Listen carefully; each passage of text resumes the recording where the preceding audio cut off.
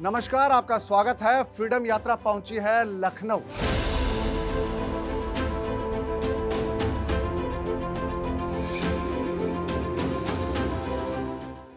आज हम बात करने वाले हैं टेरेस गार्डनिंग की। बात होती है जब टेरेस गार्डनिंग की, तो टेरेस गार्डनिंग करना अपने आप में एक कला है। इसको प्लान करना सबसे ज़रूरी होता है। टेरेस गार्डनिंग हर कोई कर सकता है, लेकिन इसको सबसे बेहतर ढंग से कैसे किया जाए ये सीखना बहुत ज़रूरी है।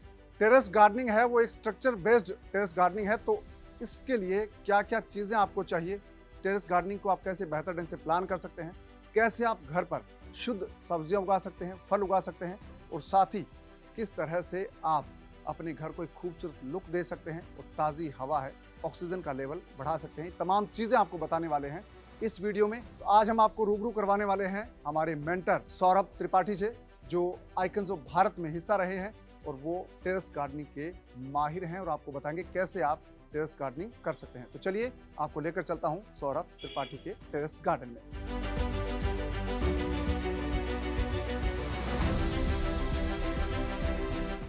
नमस्कार पवन जी, कैसे हैं आप? बढ़िया सर। गार्डन तो बहुत खूबसूरत है आपका। बहुत मेहनत की है। तो सर, ये जो गार्डन आपने सेटअप किया है, आज जो हमारे दर्शक हैं उनको हम सिखाएंगे या बताएंगे कि कैसे गार्डन होता है।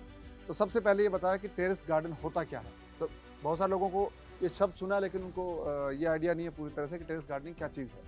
देखिए, आज के समय में बहुत से ऐसे लोग हैं जिनके घर में स्पेस नहीं होती है, लॉन वगैरह नहीं होता है। तो छत एक ऐसी जगह है जो नॉर्मली मैक्सिमम घरों में आपको खाली मिलेगी। गार्डनिंग सभी लोग करना चाहते हैं, तो कहाँ पे स्पेस तो है नहीं कहीं। तो एक टेरेस आप कह सकते हैं, हर घर में एक छत जो होती है, अब वो नॉर्मली हर घर में खाली पड़ी रहती है। आप गार्डनिंग अगर आप करना भी चाहते हैं तो उस जगह का यूज़ करके एक अच्छा सा टेरेस गार्डन बना सकते हैं। उस पर करने से कई सारे फ़ायदे हैं। जिस छत पे आप वो टेरेस गार्डन बनाएंगे उसको एक बहुत अच्छा सा पैरासोल गार्डन का लुक भी दे सकते हैं। जिस छत पे बनाते हैं उसके नीचे वाले कमरा ऑटोमेटिक आप नॉर्मली 10 से 15 डिग्री तक टेम्परेचर कम हो जाता है। एयर कंडीशनर की इन सब की जरूरत भी नहीं पड़ती है। सौरभ जी, जब बात टेरेस गार्डनिंग की होती है तो टेरेस गार्डनिंग में क्या क्या चीज़ उगा सकते हैं?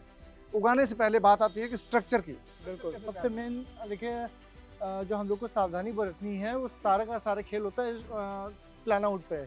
कि हम टेरेस गार्डन जब बना रहे हैं तो हमको ध्यान में रखना है कि उस छत पर कोई भी लीकेज ना हो, छत पे घर पे किसी तरह का लोड अनएक्सपेक्टेड लोड ना पड़े, बाहर वो सब ना आए। तो इन सब चीज़ों को ध्यान में रखते हुए हम लोग प्लान आउट करते हैं और उसी के बाद ही फिर हम अपना गार्डन डिज़ाइन करते हैं। तो जब बात टेरेस गार्डनिंग स्ट्रक्चर की आती है तो उसमें कई सारे मेथड हैं जिससे हम टेरेस गार्डन अपना बना सकते हैं।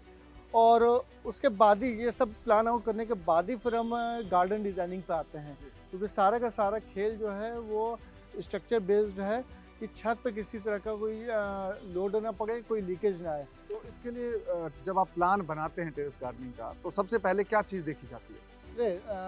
नॉर्मली मैं लोगों को सजेस्ट करता हूँ कि अगर आरसीसी छत है और आपने अगर वाटर प्रूफिंग करा रखी है तो वेल एंड गुड। अगर आप आरसीसी छत आपने करा रखी है और उस पर वाटर प्रूफिंग करा रखी है तो सबसे बेस्ट रहेगा टेरेस गार्डनिंग शुरू करने के लिए। उससे आपकी लीकेज की प्रॉब्लम काफ़ी हद तक दूर हो जाएगी। आरसीसी छत है तो एक नॉर्मली जो रहता है कि बैलेंस बना रहेगा, मजबूत छत रहेगी आपकी। तो ये 2 पॉइंट सबसे इम्पॉर्टेंट है कि आरसीसी छत है और वाटर प्रूफिंग आपकी हो रखी है, तब उस पर आप टेरेस गार्डन का प्लान अप कर सकते हैं।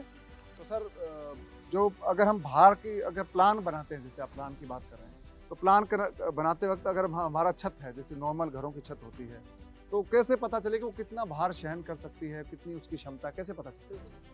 ये होता क्या है, नॉर्मली आज की डेट में अब जो घर बन रहे हैं वो आरसीसी बेस्ड ही बन रहे हैं। तो वो कम से कम आप कह सकते हैं कि 4 से 5 टन का लोड वो बियर कर सकते हैं। 4 से 5 हाँ, 5 टन का। 50 क्विंटल। हाँ, अगर 100 स्क्वायर मीटर का आप एरिया लेते हैं, 400 से 500 क्विंटल का लोड आराम से एक छत बियर कर सकती है। और उसके अलावा भी अगर हम आजकल जो कॉन्सेप्ट चल रहा है ड्रेनेज सेल कॉन्सेप्ट पर रहता है, वो सीट एक आती है, वो सीट बिछा के, मेम्ब्रेन सीट बिछा के हम लोड को डिस्ट्रीब्यूट भी कर सकते हैं। इस मेथड के भी थ्रू अगर हम टेरेस गार्डनिंग करते हैं तो काफ़ी हद तक हमको ज़्यादा से ज़्यादा प्लांट्स लगाने की सहूलियत मिल जाएगी। तो वहाँ उसमें रहता है कि कम से कम हम अपना 100 स्क्वायर फीट के एरिया में हम 500 से 600, 700, 800 क्विंटल तक बाहर बियर कर सकते हैं। 700 से 800 हम क्विंटल तक वजन बियर कर सकते हैं।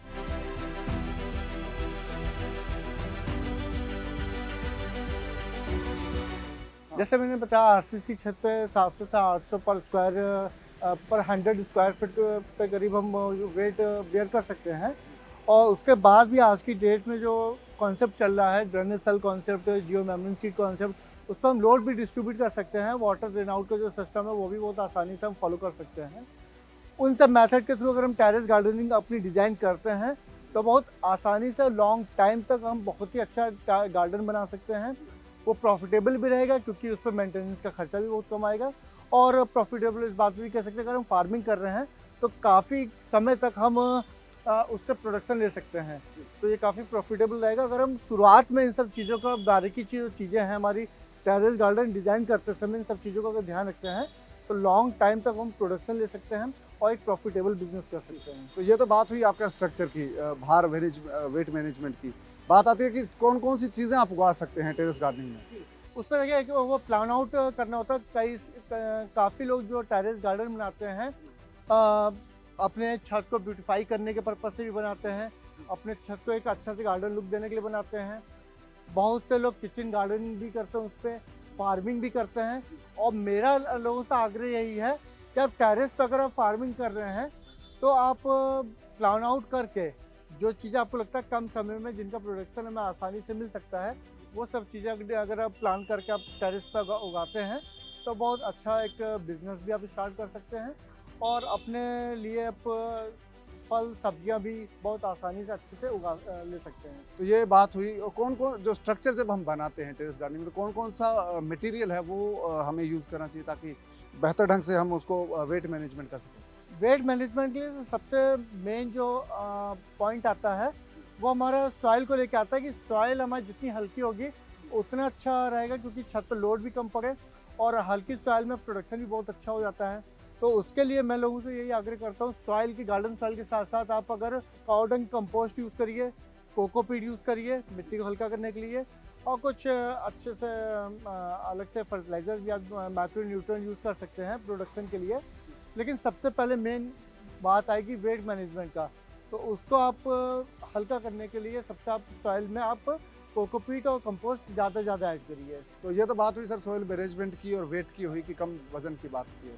बात आती है कि जब आप पौधे उगाते हैं उनको पानी की ज़रूरत है, तो कौन सा पानी उनको देना चाहिए और कितना अमाउंट में मिलना चाहिए। नॉर्मल वाटरिंग की ज़रूरत होती है, ऐसा उसमें कोई भी फार्मिंग के लिए ऐसा कुछ भी नहीं है कि मुझे अलग टाइप का कोई पानी चाहिए। नॉर्मल जो सप्लाई वाला पानी भी रहता है उसमें भी हम अच्छे से फार्मिंग कर सकते हैं।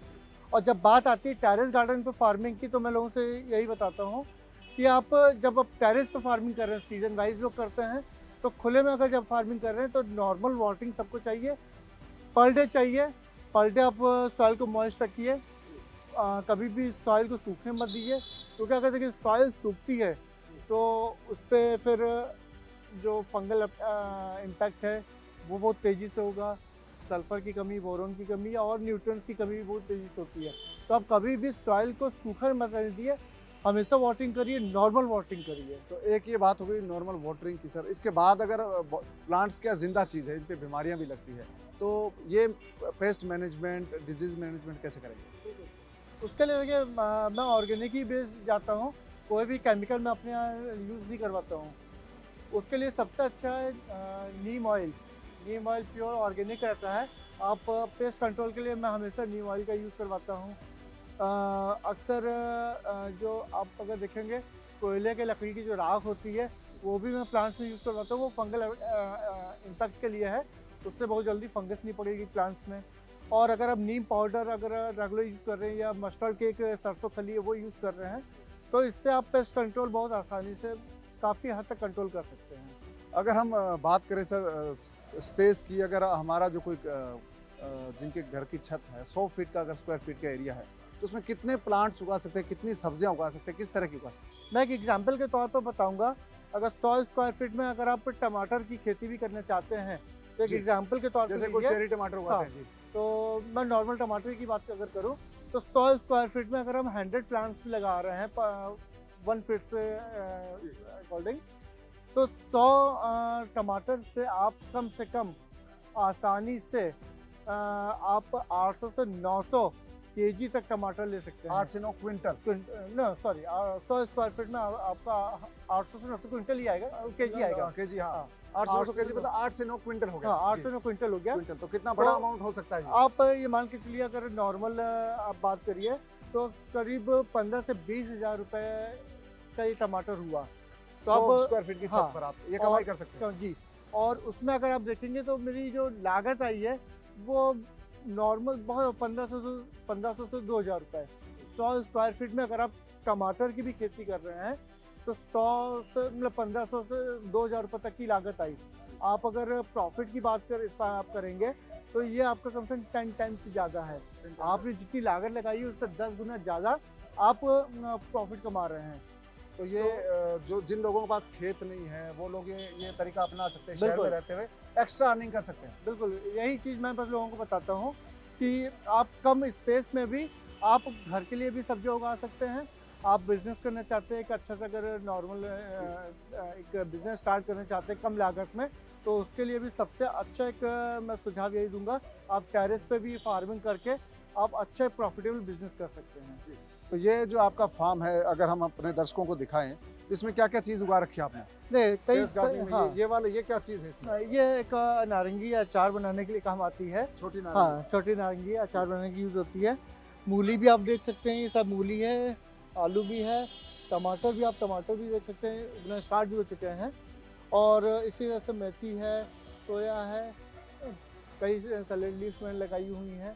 तो ये सब चीज़ें आप टेरेस पे बहुत आसानी से उगा सकते हैं। तो सारी चीज़ें उग सकती है। टेरेस गार्डन आप इस तरह का बना सकते हैं अगर आप सही तरीके से इसको प्लान आउट करें। तो ये टेरेस गार्डन है, ये इसमें वेजिटेबल्स हैं, इसमें फ्रूट्स हैं, सब चीज़ें हैं जो सौरभ त्रिपाठी ने यहाँ पर तैयार किया। तो आपका कितने एरिया में है सर ये टोटल मेरा आता है करीब 1500 स्क्वायर फीट। 1500 स्क्वायर फीट में मैं अभी ये फार्मिंग कर रहा हूँ।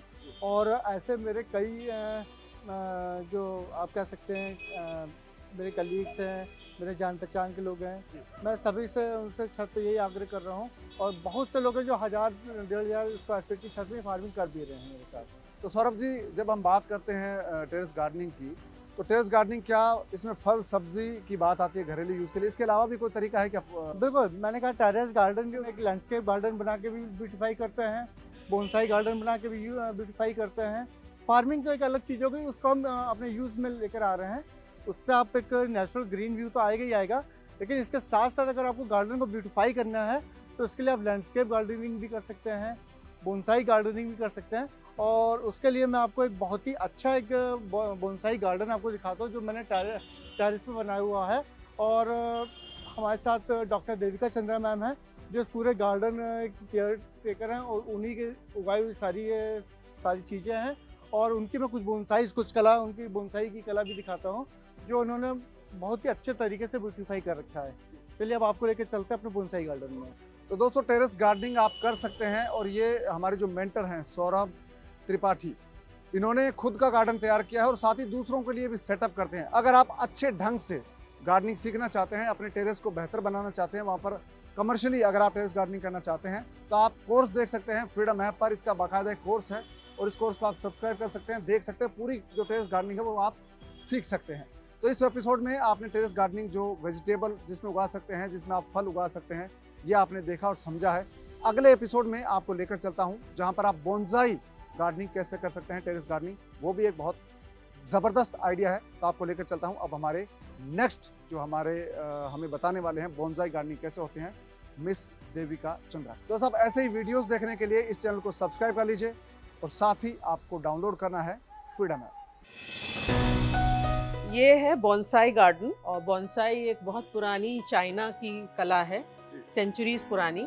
बाय प्रोफेशन तो मैं एक मेडिकल डॉक्टर हूँ, लेकिन ये मेरा अलग से पैशन है। कुछ प्लांट्स महंगे होते हैं, लेकिन आप cheaper variety of plants choose कर सकते हैं। फाइकस जो हैं वो बहुत कॉस्टली नहीं होते हैं, बिल्कुल कर सकते हैं। इसमें शौकीन लोग काफ़ी पैसा खर्च करते हैं गिफ्टिंग के लिए, अपने घर में सजाने के लिए। तो कमर्शियली भी इसको आप वायबल बना सकते हैं। जी।